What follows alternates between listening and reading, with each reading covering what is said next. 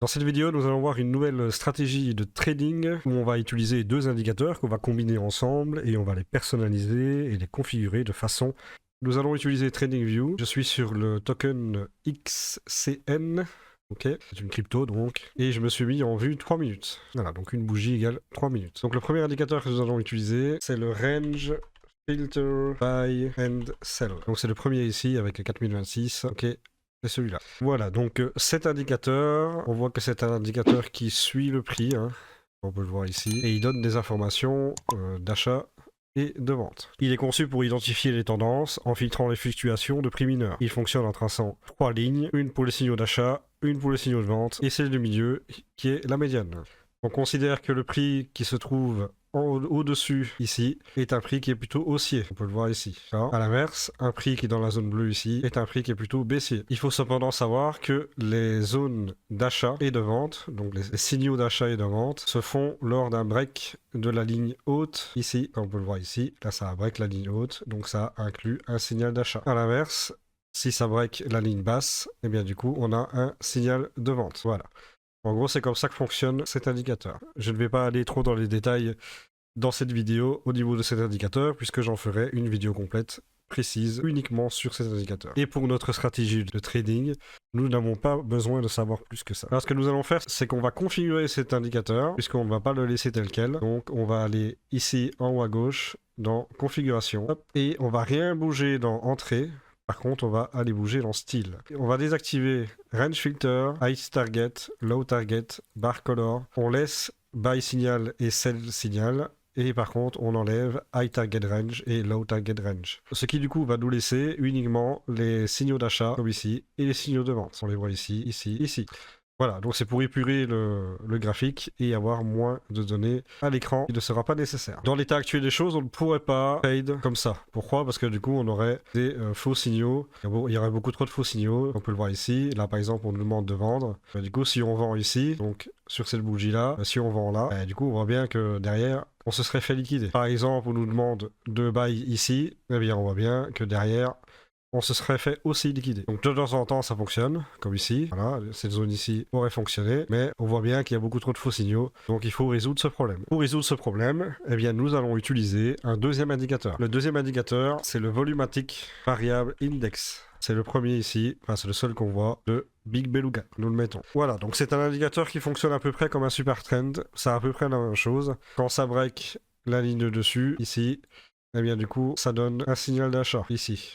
D'accord. Ensuite, quand ça break le dessous, eh bien du coup, ça donne un signal de vente. Et nous, on va pas s'intéresser aux flèches. On va pas les utiliser. D'accord. Il y a cependant quelque chose de super intéressant avec cet indicateur, c'est ici. En gros, nous avons le volume de buy et de sell. Ici. Volume de buy, volume de sell, et nous avons le delta volume, qui est en gros la moyenne des deux. Donc là, il y a un delta volume de 59,42%, ça signifie qu'il y a plus d'acheteurs que de vendeurs. Comme on peut le voir ici, il y a plus d'acheteurs que de vendeurs. On va rapidement configurer cet indicateur. Il y a juste qu'une petite donnée à changer. Donc on va dans configuration, paramètres d'entrée, et dans Vidia Length, on va mettre 34.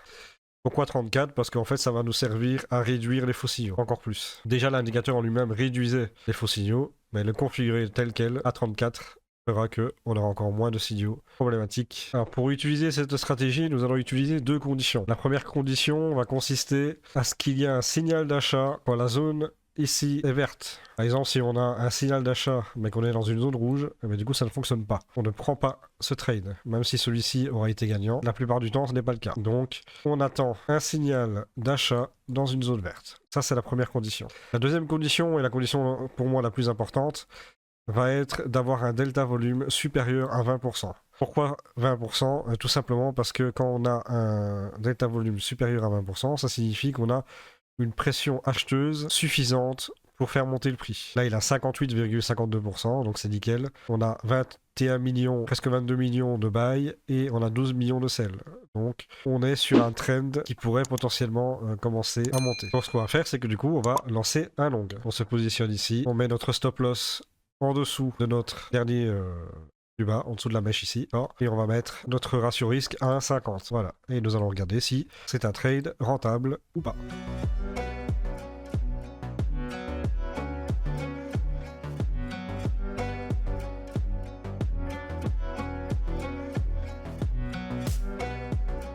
Ok.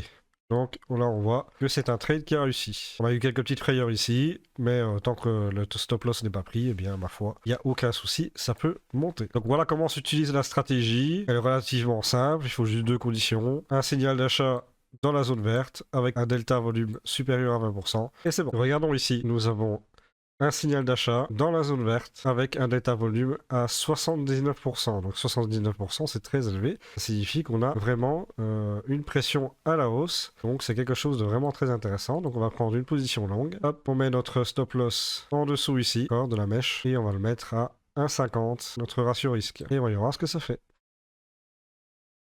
Et voilà, donc du coup il a été pris assez rapidement, comme on peut le voir ici. Vous voyez, donc ça c'est encore un trade gagnant. Alors c'est une stratégie évidemment qui va utiliser les tendances. Donc le principal c'est quand même d'utiliser les tendances. Donc quand c'est en tendance haussier, eh bien forcément il y aura plus de chances d'avoir des trades victorieux. Attention quand même que c'est pas une stratégie non plus infaillible. Donc il y a forcément des faux signaux à un moment donné. Mais d'après ce que j'ai testé, que ce soit en long ou en short, on est à peu près entre 60 et 75% de ratio de win. Je l'avais testé environ sur 50 trades. Oui, c'est à peu près ce qui est arrivé. Donc parfois, j'ai eu des moments où il y a eu 3-4 fois de suite où c'était perdu. Mais j'ai eu une fois où j'ai eu 11 fois de suite, où c'était gagnant. Donc voilà. Aucune stratégie ne sera infaillible, donc le principal c'est d'avoir une stratégie qui permet d'avoir le ratio de win le plus élevé. Et celui-ci est pour moi quand même assez élevé. Donc là, on a un buy, encore une fois, dans la zone verte.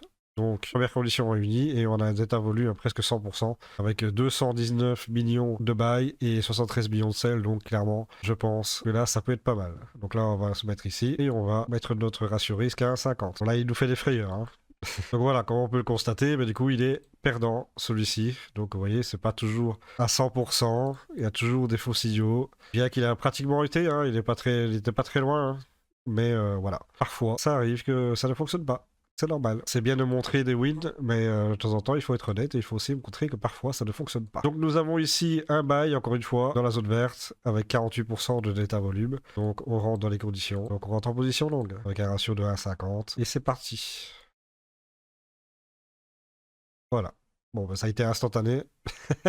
Je pensais pas que ça allait aller aussi vite. Et là, boum, ça a été directement chercher notre target, notre TP. Donc voilà, donc ça encore un gagnant. Donc globalement, voilà pour les longues. Hein. C'est relativement simple à ce niveau-là. Donc maintenant, on va aller voir un petit peu les sells, les shorts. Donc maintenant, on va aller voir un petit peu les shorts. Vous allez voir qu'au final, c'est exactement la même chose. Ce n'est pas très compliqué. Donc ici, nous avons un signal de vente intéressant puisque le signal de vente est ici, dans une zone rouge. Donc première condition réunie, et la deuxième condition, eh bien nous avons un volume delta de moins 44%, ce qui fait que nous avons 135 millions de vendeurs et 85 millions d'acheteurs. Ok, donc les deux conditions se réunissent, on peut lancer un short. Donc on place notre short, nous allons mettre notre stop loss ici au-dessus, juste là, hop, avec un ratio de 1,50. C'est parti.